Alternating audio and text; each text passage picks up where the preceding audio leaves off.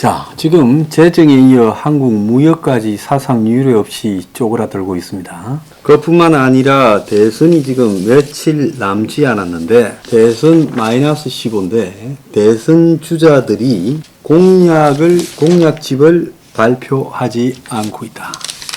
자, 그러면서 그냥 시간을 끌고 가고 있습니다. 자, TV 토론을 했다 하면 포퓰리즘으로 몰고 가고 있고요. 자, 그러면서 벼랑 끝 경제가 눈앞에 전개되고 있습니다. 우크라이나 사태, 미국의 연준의 양적 긴축, 그리고 금리 인상, 그리고 끝없는 인플레이션의 전쟁, 이런 것들이 앞으로 한국을 어떻게 만들지 그 부분에 대해서 답이 없는 상황에서 대선 후보들은 여기에 침묵하고 있습니다. 그럼 이 사람들이 이걸 침묵하면 어디에 신경을 쓰고 있는 걸까요? 저는 대선 이후, 즉 3월 9일 날 대선을 치르고 3월 10일부터 윤석열 진영의 모습이 어떻게 나타날지에 대해 주목을 하고 있습니다. 그건 김칫국 마시기가 아니라 대선은 끝나 있다고 내가 여러 번 말했잖아요.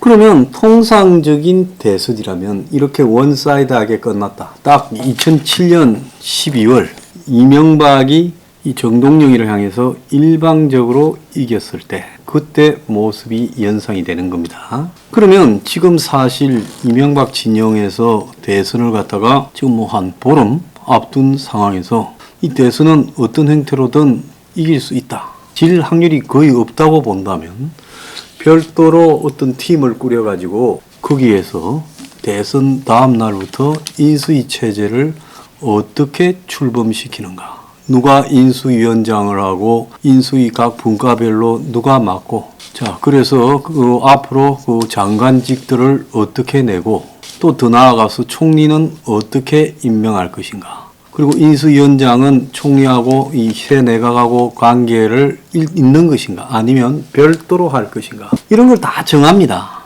자 그래야 되는데 이번 같은 경우에는 이 윤석열이라는 특수한 사람과 관련된 대선이라는 미명하에 윤석열 진영 스스로 그런 이야기를 전혀 하지 않고 있습니다. 자 이번에 3월 9일 날 12시쯤 되면 당선 선언을 하겠죠. 그 다음에 3월 10일 날 아침에 이제 연설을 하고 인수위 체제에 들어가야 될 겁니다. 자기들끼리는 뭔가 분명히 생각과 내용이 갖추어져 있고 그런 걸 하던 사람이 있을 겁니다. 그래서 그런 것들 때문에 붙기도 했고 또 싸워서 떨어지기도 했고 하던 것이 뭡니까? 신삼김씨라고 부르던 김종인이 또 더 나아가서 김병준이 김한길이 등이 그런 역할하러 왔던 거 아닙니까? 그래서 김종인은 뭘 언급을 했습니까? 이번에 총선에서 이겨봤자 소수 여당이 할 수 있는 게 별로 없다. 다수 야당, 더불어 거수기당을 다 포용해야 된다.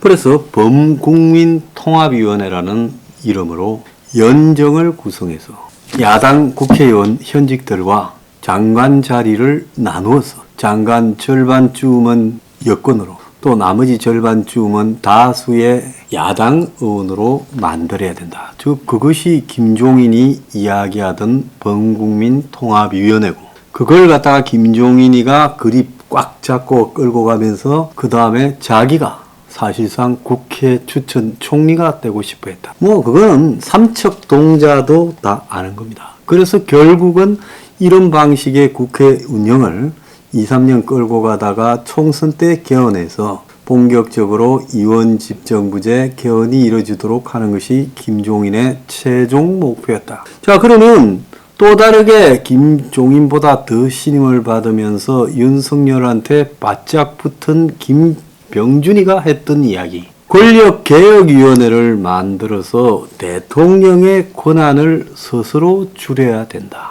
우리가 청와대가 지금 저 청와대 그걸 갖다가 점유하고 있을 필요는 없다. 그걸 내주고 대통령이 정부종합청사에서 근무하고 안가 중에 하나로 그냥 대통령 부부가 살면 된다.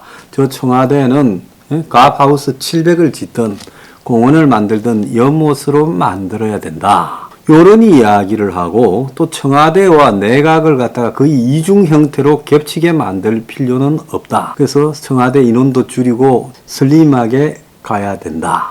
그래서 대통령실 정도로 가야 된다라고 말을 했지만 그것이 대통령의 권한을 다 떼주라 소리는 아니었다는 거죠. 권한은 유지하지만 아주 줄여서 가도록 의도적으로 노력을 해야 된다라는 그런 의미고, 공간적으로 청와대라고 부르는 공간이나 그런 숙소 그리고 회의 장소 등은 없애버려야 된다, 이런 의미였죠. 자, 그런데 김병준은 이 권력계획위원회를 만들어서 청와대 권한을 30% 줄이고 수석을 다 없애버리고 청와대는 TF 중심으로 굴러가고 각 장관이 알아서 끌고 가고 책임총리라는 분권적 책임장관, 책임총리제를 운영해서 대통령이 총리 장관을 별로 컨트롤하지 않겠다. 대통령은 타스크포스와 관련되는 부분을 전문가들과 운영하겠다. 희한한 궤변이죠. 이런 나라가 있는지 의문입니다. 거기에 더해서 김병준은 뭔 이야기를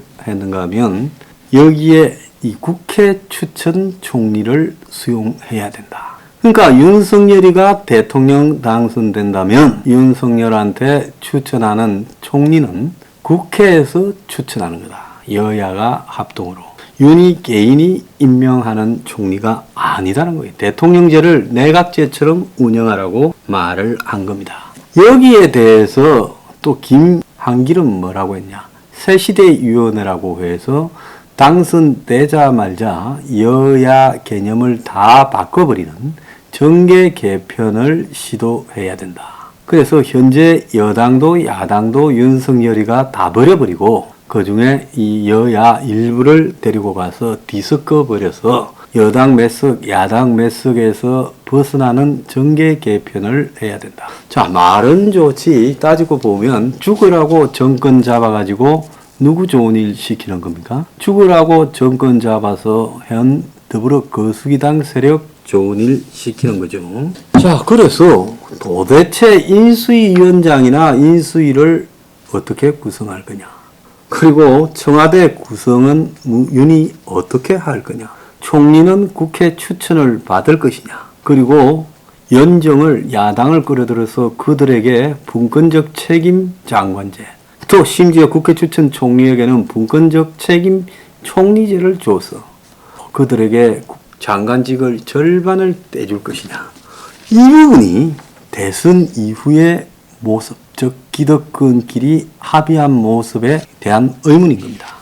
자, 오늘 아침에 보면 몇 가지 이런 기사들이 보입니다. 차라리 윤석열을 뽑겠다는 친문들의 이유 잃는 반란. 그래서 이낙연이가 이재명이 선거대책위원장으로 등판해 지지를 호소해도 문이 대로하며 윤석열에게 정치 보복 등에 대해 공개 사과를 요구했는데 문 대통령 육성으로 말을 한 게 아니니까 우리는 안 믿는다. 자, 그러면서 친문들 핵심이 결국은 윤석열을 차라리 뽑겠다는 거예요. 자, 여기서 이 윤석열은 문하고 관계 있는 윤석열이냐, 야권 윤석열이냐, 우리가 생각해 볼 필요가 있죠. 오늘 중앙일보 칼럼이 골 때립니다. 진영을 넘어 대통합과 제왕제 대통령 철폐에 나서라. 대선 갈등 정폭이 너무 심하다. 이것보다 더 심했지요. 이번에는 전부 다 쇼하고 자빠진 거 아닙니까? 옛날에는 정말 죽기 아니면 살기로 했지요. 그런데 보다 못한 원로들이 개입해서 제언을 한다. 상대 인사나 정책을 수용하고 분권 개헌도 검토해야 된다. 오늘 아침에 조선일보에 보면요. 각계 원로 지금 진영과 대권을 넘어 라는 토론회를 했다. 대선 후 전국 불안이 우려된다. 대통령 권한 분산시킬 개헌이 필요하다. 진영 간 대결 역대 최악의 수준이다. 누가 되든지 성자 독식 정치가 심화될 거다. 새 대통령은 통합 상생적 운영을 해야 된다. 자, 이런 거를 발표하는 원로들 토론회에 박명림 연세대 정치과 교수, 이용구 전 국무총리, 최장집 고려대 명예교수, 김선욱 전 이하여대 총장, 그리고 이상수 전 노동부 장관, 그리고 이삼열 대화문화아카데미 이사장, 그리고 이들 이외에도 김진현 세계평화포럼 이사장 이런 사람들이 이부영 전 의원까지 포함해서 여기에 와서 대화를 나눴다는 겁니다. 자, 이제 이 바닥에 기득권 길이의 정계 개편 그리고 기득권 길이의 자기들끼리 정치 나눠먹기는 시작이 됐습니다. 오늘 그 중앙일보의 송호근 칼럼에 보면 두 개의 지옥문 오미크론 대선, 오미크론 창궐 와중에 투표해야 사람 죽는데 공약이 무슨 소용이냐. 이미 망가진 한국 정치에 얽힐 대통령, 4명의 특단의 조치가 협치의 시작이다 라고 말을 하고 있습니다. 그래서 말입니다. 실제로 한국의 대선 날 3월 9일 이후에 한국 정치의 모습은 우리 사회에 자기가 정권의 원로다. 또 정치권의 원로다. 또 정치뿐만 아니라 학계의 원로다. 아니면 우리 사회 전체 보수 진보의 원로다라는 사람들부터 나서서 한국 정치를 갖다가 이 자기들끼리 그냥 여야 없이 상생이니 통합이니 적대 완화니 하면서 나눠먹기로 그림이 다 그려져 가고 있다는 겁니다. 다만 그림의 디테일한 부분을 가지고 다툴지 모르지만 전체적으로는 똑같다는 거예요. 여기에 재벌들까지 가세해 있다라고 듣고 있습니다. 그래서 이 정권 들어서 내내 잘 나갔던 재벌은 또 다음 정권에 잘 나가려고 준비를 하고 있다. 그래서 이 나라는 이제 기득권의 나라로 완성되어 가고 있다는 거예요.